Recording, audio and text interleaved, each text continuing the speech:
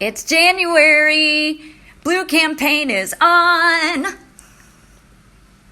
And if you need to know what Blue campaign is, go to my Freedom Force Forevermore page. Thank you. We're trying to stamp out human trafficking, and Homeland Security is on our side, giving us an entire month called Blue campaign for exposure and awareness of human trafficking, what it really is, how to stop it, and we're making good strides over here at Freedom Force, so please join the force. This is a reading of Ben Stein's book, How to Ruin Your Life, and we're on chapter 30. Fight the good fight over everything. So much better to be right than happy. Anything is worth fighting over. You have the blood of the Vikings or the Zulu or Hebrew warrior nations or the Cherokee coursing through your veins. You're a killer. You're a man or woman who will brave anything to achieve the final victory. And no detail escapes your vision of triumph. That's why it's worth starting a fight over every little thing. That's why it's worth fighting over every little thing. Did the waiter bring the meat imperfectly broiled? Don't just send it back, scream at him. And the maitre d' too. Pfft. Did your spouse get your shirts done with light starch instead of full starch? This means war. Berate the mate and sue the cleaners, and the sooner the better.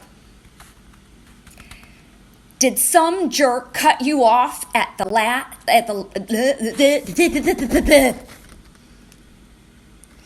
Did some jerk cut you off at the last light? Don't just mutter under your breath. Jump out of your car with a baseball bat and start swinging. Let a real brawl ensue. Losers and wimps may try to tell you, hey, that's not worth fighting over. Well, maybe not for them, the good-for-nothing weaklings. But you're strong and tough, and you always win. Plus, your majesty is of such grandeur that even the slightest affront to it is worth a fight. Many a geek and a nerd would say that if someone says 99 kinds of things about you but has one word of caution, you should ignore the latter. No way. You demand satisfaction. Out come the dueling pistols. Life and death hinge upon getting your way down to the last detail. And please don't let long ties of blood or friendship stand in your way. If you've been insulted, no matter how trivially, you must fight over it and fight to the death. Did your lover tell you she thinks of you often during the day? That's not good enough by a long shot. She should be thinking about you every second. Blast her for it. Did your boss tell you that you did a pretty good job on your last assignment? What the hell does he mean by that? Pretty good? That ain't good enough. How dare he? Always be on the highest alert for things to get your goat and irritate you. And you shall surely find them. Seek and you shall find. Hello, scripture. And you shall find them and fight the good fight. Stay in attack mode and always be on the ready. And don't count the cost, for heaven's sake.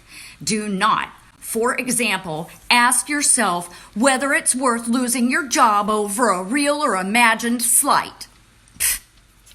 Just go ahead. Spin out of control. So what if you lose your job? You'll get another one. Over an offhand remark? Of course it is. Nothing's going to get past you, no, sir. Choose your battles? Heck no. Why choose when you can fight all of them? And that concludes chapter 30, Fight the Good Fight Over Everything, Ben Stein's book. Principles on how to ruin your life.